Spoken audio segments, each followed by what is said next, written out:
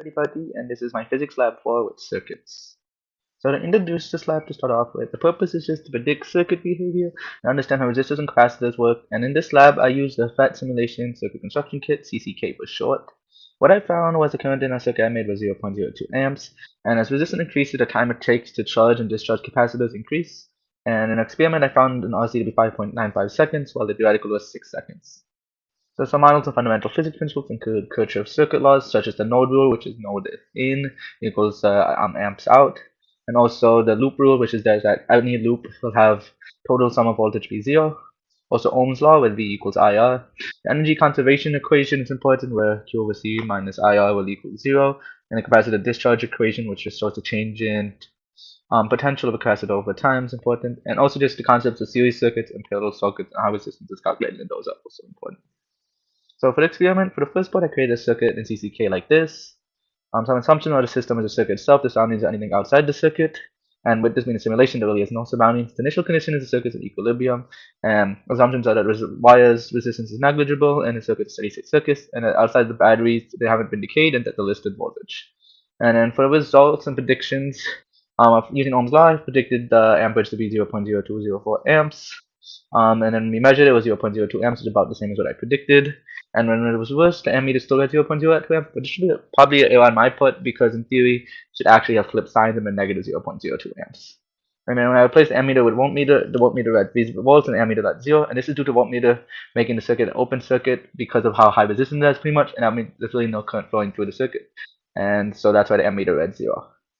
And then going on with part 1, I also recorded the total current of the circuit and potential difference of various locations. So the current of the circuit is 0.02 amps. And also found the voltmeter doesn't affect the ammeter. And this time when I attached it, because the circuit's still closed and no current really goes through the voltmeter because of how high resistance is, so it's pretty much relatively the same with the difference being negligible. And so that's why the current of the circuit stays at 0.02 amps. And when you add an additional ammeter in a parallel, then there'll be some current that goes to the ammeter, and the ammeter has less resistance, and since voltage equals IR, and resistance went down, I has to increase, which is why then the current in this one went up to 0.06 amps. And then with those measured potentials, it should add up to 0 to the loop rule, and they do, which means that the measurements I have are probably accurate. And so a graph here of them is shown. And for the different locations, with the 47 ohm resistor, I actually got it to be 48 ohms, and 100 ohm, I actually got the calculated resistance to be 102 ohms based on the measured values. That means there's probably some error, so some source of error. Could be just that the simulation itself is random, which is kind of unlikely, but there's a chance I didn't code the simulation, I wouldn't know that. Another source of error is just that I incorrectly input the resistance into the resistors as there's a slider, and the differences are very slight, so it could just be I accidentally put almost one extra ohm of resistance or something like that, which led to a difference.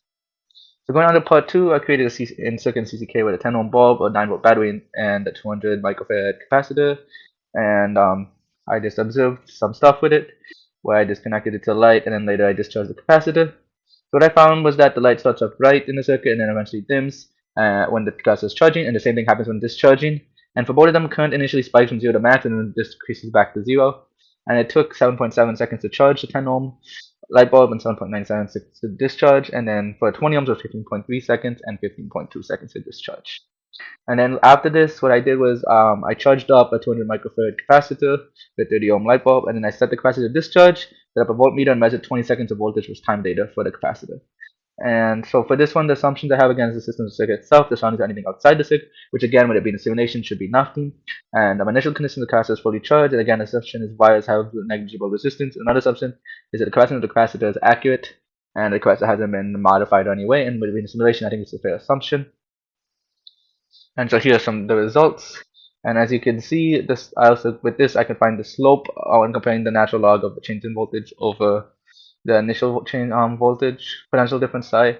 I get the slope to be negative 0.168, which would mean the RC is 5.9 seconds.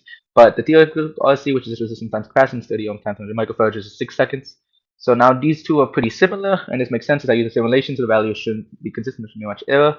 And any difference is most likely due to random error. And a source of random error I did have was that I was trying to measure each second, but sometimes I'd measure be off by 0.1 seconds, and that could lead to slightly different values. This is why my RC isn't perfectly 6 seconds. And then a conclusion is, if I was doing this lab in real life and using an actual ammeter, what's different about a real ammeter is, unlike in a simulated one where it has zero resistance, it has near zero resistance, this will lead to slightly lower current readings as voltage equals IR, and with R going up, I would have to go down a little bit. And then what if I was doing this real lab and use the real battery to charge a real capacitor with no resistance in the circuit? So with our model, RC would be 0 because 0 times anything is 0. That means the model will predict the capacitor to charge instantly. But in real life, batteries do have some also internal resistance themselves to prevent like this scenario from happening. And so the actual time to charge the capacitor would not be 0 and would actually take a little bit longer. And with that, that's the end of the lab. Thank you for listening. Bye bye.